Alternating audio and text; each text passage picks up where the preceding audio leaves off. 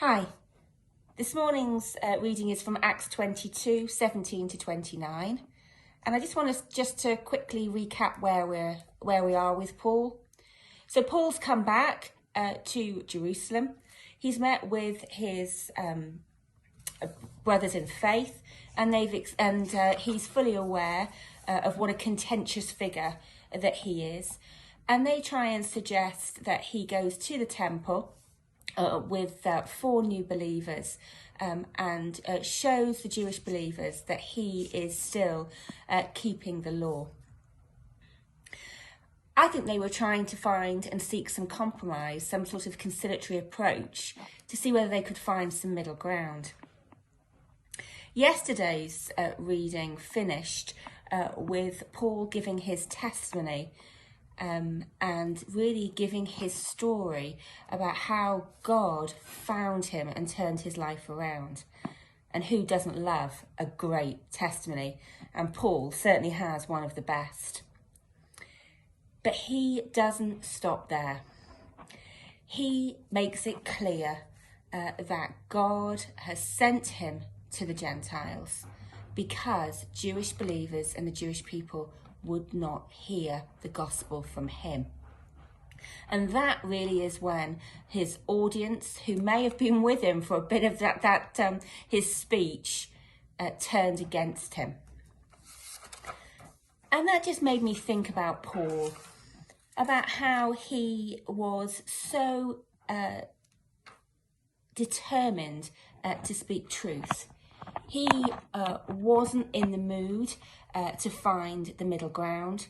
He wasn't prepared to compromise on truth. Do you know a Paul?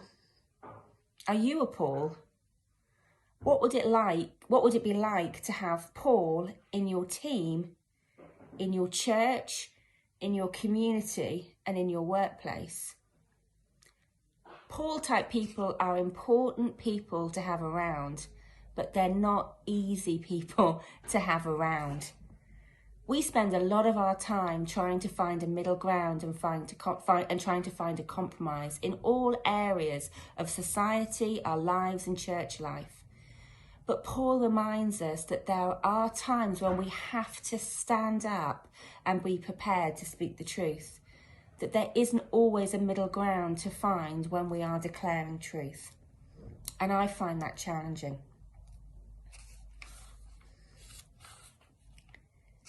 The other thing that I was thinking about is the last bit of the passage where Paul declares that he is a Roman citizen. And because of that, he has privilege. He has the right to a fair trial. He has the right not to be beaten. He has rights. There's been so much about privilege and rights.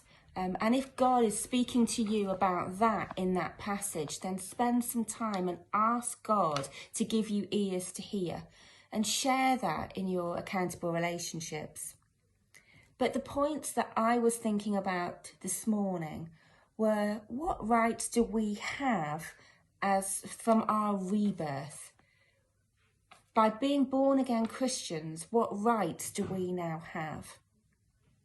And as citizens of heaven, daughters and sons of the living God, I just felt that God wanted to remind me of his promises. What promises is he asking you to remember today?